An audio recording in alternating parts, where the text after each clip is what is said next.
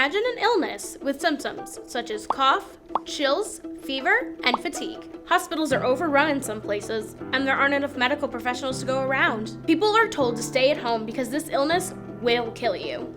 You probably thought I was talking about COVID-19, but you'd be wrong. I'm actually talking about the H1N1 virus that caused the flu pandemic of 1918. While many people feel like this pandemic is something completely new, the fact of the matter is, about 100 years ago, Americans were dealing with the exact same thing. Hey everyone, my name's Rachael Sullivan, and today on 5 Minute Flashback, I'm going to talk about the flu pandemic that infected a third of the world's population. It started in the soldier camps. In March of 1918, there were outbreaks of a flu-like illness. At Camp Funston in Fort Riley, Kansas, more than 100 soldiers became ill with the flu. Within a week, that number was 400. However, it wasn't until September that the illness fully struck. At Camp Devens, a training camp outside of Boston, more than 14,000 cases were reported, and 757 deaths had occurred, all due to the flu.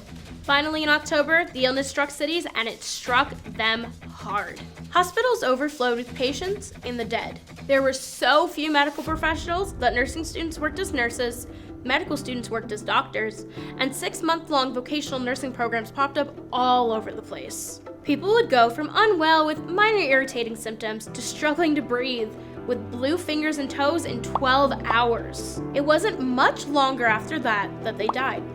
So what killed these people? Some died of pulmonary edema, and some nasal hemorrhaging, essentially drowning them in their own body fluids. Most, however, died from the secondary bacterial pneumonia that would occur after the virus had run its course. Due to there being no antibiotics at the time, these patients soon died. Overall, the virus was deadly, striking down the young quickly and leaving patients gasping for breath in their last moments. Different cities handled the deadly disease differently. Cities like New York acted quickly and harshly. They enforced mandatory quarantines and staggered business hours. They experienced the lowest death rate on the eastern seaboard. Other cities like Philadelphia didn't enforce closures until the death rate was beginning to climb. That resulted in their city being hit the hardest in America. In the end, the cities that enforced social distancing very early and maintained it for longer periods of time did the best. Cities that lifted their interventions too quickly saw a large spike in cases and death. All this death and disease occurred in October of 1918, also known as the second wave. This was the deadliest wave of the illness that resulted in the most deaths from the disease. In January of 1919, there was a third and final wave that subsided in the summer. In the end, an estimated 500 million people, or a third of the world's population, became ill with the disease, and somewhere between 20 to 50 million people died due to the flu. This included about 675,000 Americans. This flu had a mortality rate of 2.5% compared to the normal 0.1% mortality rate in other flu pandemics. There were many unique things about this pandemic, and the reason behind these oddities are still not fully understood.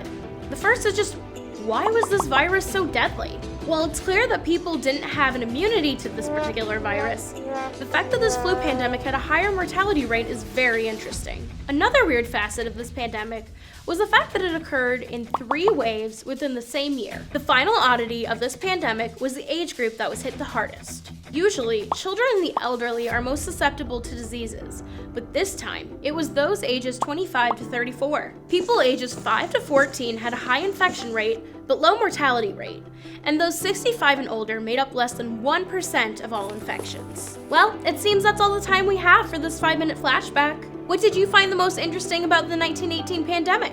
Did you see any similarities to what we're going through with COVID-19? If you're looking to learn more history, the best way is by subscribing to ZTV 5-Minute Flashback on YouTube, liking us on Facebook, following us on Twitter, and showing us some love on Instagram. This was Rachael Sullivan from 5-Minute Flashback, reminding you to go out, enjoy life, and stay curious.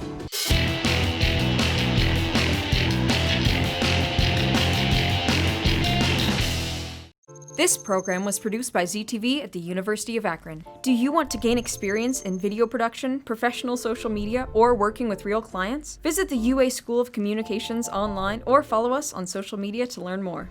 ZTV, make media, make a difference.